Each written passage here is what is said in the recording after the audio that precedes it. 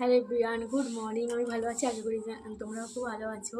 আজকে একটা কথা ছেলেদের জন্য, তোমরা তোমাদের বউকে জিজ্ঞাসা করবে যে আচ্ছা তুমি কাকে বেশি ভালোবাসো, আমাদের সন্তানকে না আমাকে? দেখবে তোমার ওয়াইফ বলবে যে না না আমি সন্তানকেই ভালোবাসি। কিন্তু বিশ্বাস করো এটা একটা জন্মের মিথ্যে কথা।